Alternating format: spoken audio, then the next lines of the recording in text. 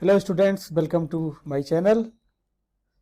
बच्चों, बोर्ड परीक्षा के लिए क्लास 10th के लिए यूपी बोर्ड ने जो है कुछ विषयों के प्रतिदर्श प्रश्न पत्र यानी मॉडल पेपर जारी कर दिए हैं। तो ये कक्षा 10 विषय गणित का जो मॉडल पेपर जारी किया गया है, इसको दो पार्ट में आपके सामने लेकर के आया हूँ। फर्स्ट पार्ट में 1 से 20 क्वेश्चन जो मल्टीपल चॉइस क्वेश्चन हैं, जिनको कि आपको OMR सीट में भरना होता है। तो इन प्रश्नों को देखें पहले। ये पेपर कुछ इस प्रकार का होगा। ये खंड अ में 1 2 3 4 5 6 इस तरह से लेकर के ये 20 तक के क्वेश्चन जो है होंगे खंड अ में, जो कि बहुविकल्पीय प्रश्न होगा। यहाँ 4 विकल्प दिए गए हैं, इन चारों में से कोई एक विकल्प सही होगा। जो विकल्प सही होगा उसे आप OMR सीट में ब्लैक पेन से कलर करेंगे। चलिए सॉल्व करते हैं। पहला क्वेश्चन है, एक परिमेय संख्या का दशमलव प्रसार सदैव होता है। अशांत, शांत, उपयुक्त दोनों, इनमें से कोई नहीं। तो आपने पढ़ा है कि जिस संख्या को P/Q के रूप में लिखा जा सकता है वह परिमेय संख्या कहलाती है, जहां P और Q सहअभाज्य संख्याएं हैं। यहां पर कंडीशन होती है Q ≠ 0। परिमेय संख्याओं का दशमलव प्रसार या तो शांत दशमलव प्रसार होता है या अशांत आवर्ती। लेकिन यहां पर देख रहे हैं अशांत सिर्फ, आवर्ती और अनावर्ती नहीं है। इसका मतलब हो गया कि इसमें हमें ये विकल्प सेकंड सिर्फ सही है, शांत।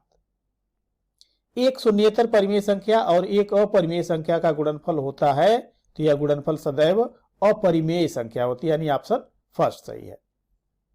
क्वेश्चन नंबर 3, रेखाओं x = 0 और 2x + 3y = 12 का प्रतिच्छेद बिंदु है। ये 4 विकल्प दिए गए हैं।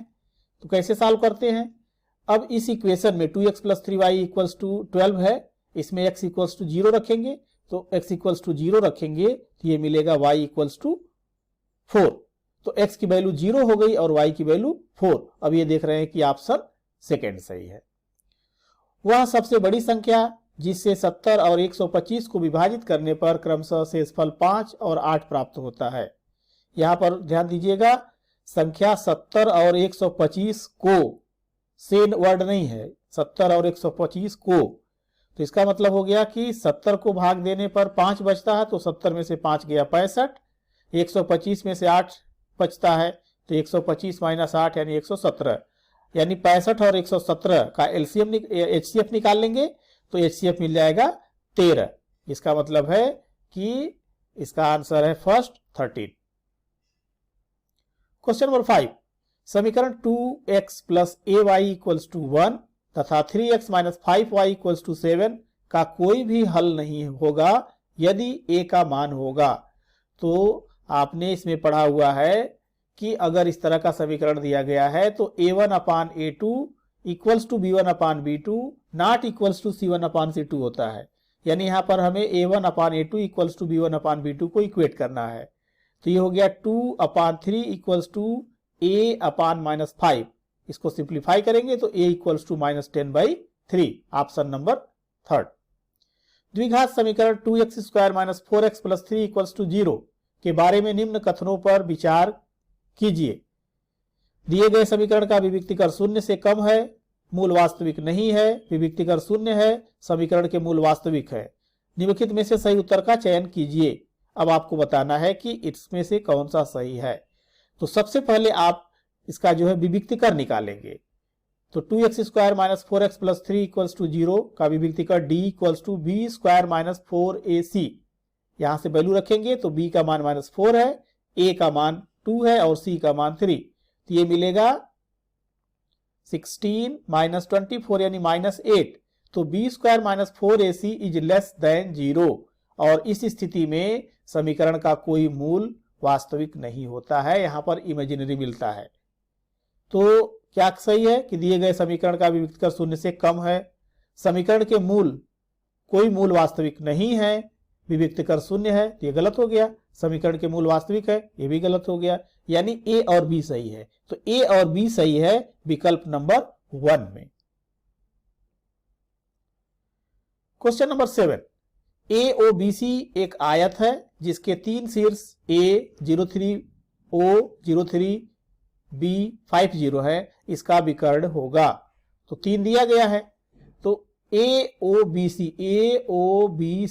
एक आयत है, तो इसका मतलब हो गया कि ये A और B यह इसका एक डायगोनल होगा। तो इसका कोऑर्डिनेट 03 है, इसका 50 है। तो विकर्ण हो गया AB बराबर x2 minus x1 whole square plus y1 minus y2 या y2 minus y1 whole square, ये अंडर रूट में। तो 5 माइनस 0 का स्क्वायर प्लस 0 माइनस 3 का स्क्वायर, तो ये 25 प्लस 9 अंडर रूट 34। तो ये ऑप्शन नंबर 3 हो गया।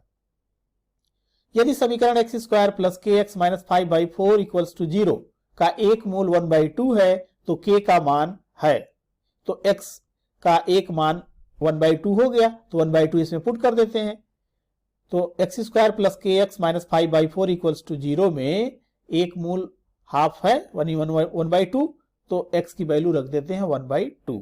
1/2 रखेंगे तो ये हो गया 1/4 और प्लस k/2 माइनस 5/4।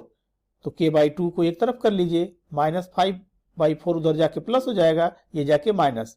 तो 5 माइनस 1/4 यानी 1 आ गया। तो k equals to 2, option number 1। दो त्रिभुज समरूप होते हैं, इनके संगत कोण बराबर हों, इनकी संगत भुजाएं एक ही अनुपात में होती हैं, उपयुक्त दोनों, इनमें से कोई नहीं। तो दो त्रिभुज समरूप होते हैं कब? उनके संगत कोण बराबर हों और उनकी संगत भुजाएं एक ही अनुपात में हों, यानी ये दोनों सही हैं।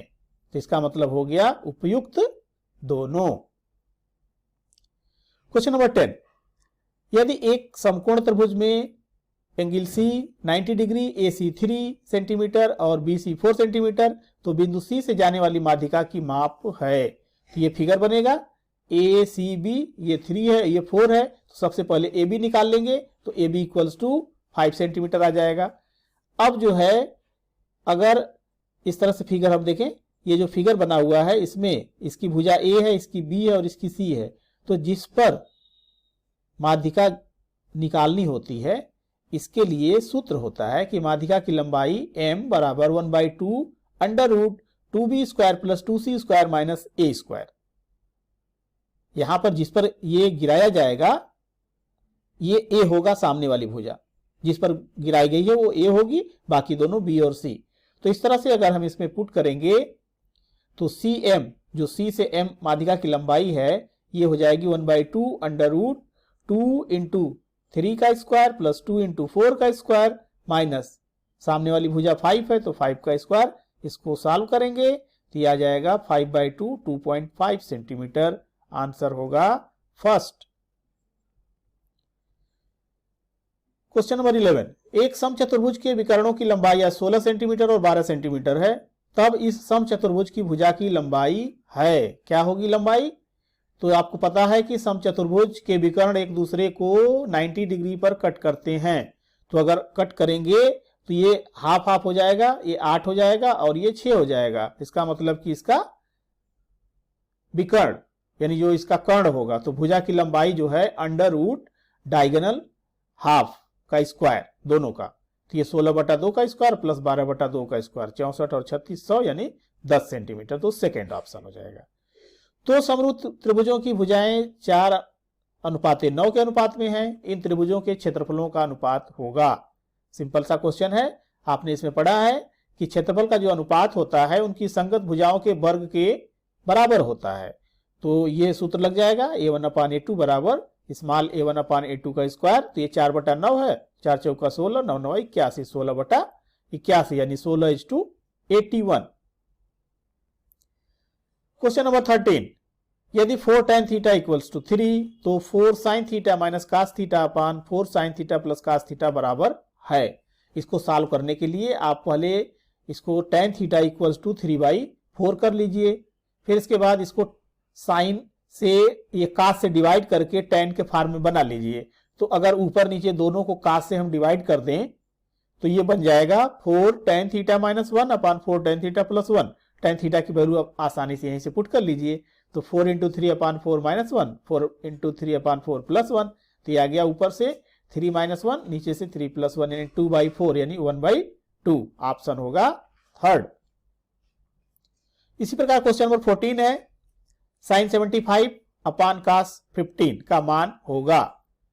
तो कास 15 को आप लिख सकते हैं कास 90 माइनस 75 और कास 90 माइनस थीटा साइन थीटा हो जाता है, तो ये साइन 75 हो गया, ऊपर नीचे बराबर है, कट के आ गया 1, यानी सेकेंड ऑप्शन हो गया 1। यदि एक वृत्त का परिमाप वर्ग के परिमाप के बराबर है तो उनके क्षेत्रफलों का अनुपात है। अब इन ऑप्शन में से आपको बताना है, तो इसको सॉल्व बगैर किए आप नहीं कर सकते हैं। तो वर्ग का परिमाप 4a हो गया, वृत्त का परिमाप 2 पाई r हो गया, वर्ग का परिमाप बराबर वृत्त का परिमाप यानी 4a बराबर 2 पाई r, तो r अपान a बराबर 2 अपान पाई हो गया। अब जो है ये वृत्त का क्षेत्रफल बटा वर्ग का क्षेत्रफल, तो ये पाई r स्क्वायर बटा a का स्क्वायर हो गया। अब यहां से पाई बाहर रखिए, r अपान a का स्क्वायर, r अपान a का मान मिला 2 अपान पाई, तो ये हो गया 4 अपान पाई स्क्वायर, 4 अपान पाई स्क्वायर, एक पाई यहां से कट जाएगा तो 4 अपान पाई हो गया। पाई का मान होता है 22/7, तो इसको लिखेंगे 4 अपान 1 इंटू ये हो गया 7 अपान 22, ये 2 से कटेगा, 2 से कटेगा तो ये नीचे 11 हो जाएगा और ये 2 से गुणा हो गया, 7 दूना 14/11, तो ये रेशियो मिल जाएगी सेकेंड ऑप्शन। क्वेश्चन नंबर 16, दो गोलों के आयतनों का अनुपात 64:27 है, उनके पृष्ठीय क्षेत्रफलों का अनुपात है, क्या होगा? तो आयतन होता है 4/3 पाई r क्यूब, तो एक का हो गया 4/3 पाई r1 क्यूब, दूसरे का 4/3 पाई r2 क्यूब, 4/3 पाई ऊपर नीचे कट गया, r1 क्यूब अपान r2 क्यूब, और ये दिया गया है 64/27, तो r1 अपान r2 बराबर हो गया क्यूब रूट 64/27, तो 64 का हो जाएगा 4 और 27 का हो जाएगा 3, तो r1 upon r2 equals to मिल गया 4/3। अब सरफेस एरिया के लिए तो 4 पाई r स्क्वायर होता है इसका, तो 4 पाई r1 स्क्वायर अपान 4 पाई r2 स्क्वायर, 4 पाई कैंसिल हो गया, r1 अपान r2 का स्क्वायर, वैल्यू आई है 4/3, तो ये 4/3 रखेंगे तो आ गया 16/9, ऑप्शन नंबर 4। क्वेश्चन नंबर 17, 1 से 10 तक की धनात्मक विषम संख्याओं का समांतर माध्य होगा। तो 1 से 10 तक की धनात्मक विषम संख्याएं कौन सी होंगी? 1, 3, 5, 7, 9, इनका समांतर माध्य, तो 1 + 3 + 5 + 7 + 9/5, 25/5, यानी ये आ गया 5, ऑप्शन नंबर 4। माध्यिका को आलेखीय विधि द्वारा निम्न में से किससे प्राप्त किया जाता है? तो आलेखन विधि से तोरण प्राप्त किया जाता है। क्वेश्चन नंबर 19, यदि कुछ प्रेक्षणों का माध्य 27, बहुलक 45 है तो माध्यिका होगी। तो जब माध्य और बहुलक दिया गया है तो सूत्र होता है 3 टाइम्स माध्यिका बराबर बहुलक प्लस 2 टाइम्स माध्य, वैल्यू यहां पर रखेंगे तो ये 3 माध्यिका बराबर 99 मिल गया, तो माध्यिका हो गई बटा 3 यानी 33, ऑप्शन नंबर 2। वर्गीकृत आंकड़ों की से अधिक प्रकार मोर देन और यहां पर से कम प्रकार लेस देन की संचयी बारंबारता वक्रों के प्रतिच्छेद बिंदु के भुज से आंकड़ों का प्राप्त होता है। तो क्या प्राप्त होता है? माध्यक या माध्यिका।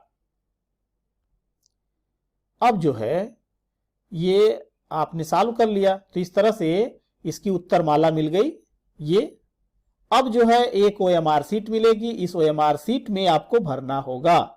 तो भरते समय इस बात का आप ध्यान रखेंगे कि इसमें किसी प्रकार की कोई गलती न हो और किसी प्रकार का कोई इरेजर व्हाइटनर का प्रयोग नहीं करना है।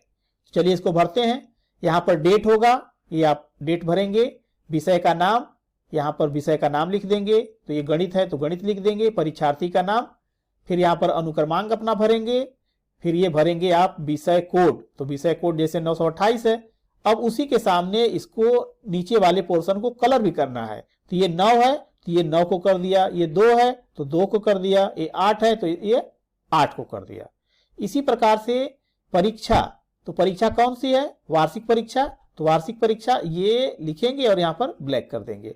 क्लास 10th है तो ये 10th वाले को ब्लैक कर देंगे। तो इस प्रकार से इसको आपने भर लिया। अब प्रश्नों के उत्तर को भरना है। अब इसका आंसर भरते हैं। क्वेश्चन नंबर 1, 1 का विकल्प कौन सा सही है? सेकेंड। तो OMR में कभी ये फर्स्ट, सेकेंड, थर्ड, फोर्थ ऐसे लिख के आता है या ABCD लिख करके आता है। जैसे ये सेकेंड है, OMR में B लिखा गया है। तो इस तरह से ये फर्स्ट हो गया, ये सेकेंड हो गया, ये थर्ड हो गया, ये फोर्थ हो गया। तो ये 1 का सेकेंड है, तो आप इसको ब्लैक कर देंगे। इसी तरह से क्वेश्चन नंबर 2 का फर्स्ट है, क्वेश्चन नंबर 2 का फर्स्ट है तो इसे ब्लैक कर देंगे। इसी तरह तीसरे का सेकेंड है तो तीसरे का सेकेंड हो गया। चौथे का फर्स्ट है तो चौथे का फर्स्ट हो गया। पांचवें का थर्ड है, पांचवें का थर्ड। अब जो नहीं आता है उसे आप इसमें छोड़ सकते हैं, माइनस मार्किंग नहीं है, इसलिए आप चांस ले सकते हैं। क्वेश्चन नंबर 6 का फर्स्ट, 7 का थर्ड, 8 का फर्स्ट, 9 का थर्ड, 10th का फर्स्ट। इसी तरह से 11th का सेकेंड है, 12th का फोर्थ है, 13 का थर्ड है, 14 का सेकेंड है, 15 का सेकेंड हो गया, 16 फोर्थ, 17 फोर्थ, 18 1, 19 सेकेंड और 20 सेकेंड। ये पूर्ण रूप से भर गया। अब ये कॉलम जो है नीचे आप देख रहे होंगे, ये लेफ्ट वाला कॉलम परीक्षार्थी के सिग्नेचर का होता है। यहाँ पे बच्चा अपना सिग्नेचर कर देगा और यहाँ पे इन्विजिलेटर का साइन होता है, तो इन्विजिलेटर यहाँ पे साइन कर देंगे। अब ये खंड अ का हो गया। अब ब और उसके आगे के प्रश्न जो है हम नेक्स्ट वीडियो में देखेंगे।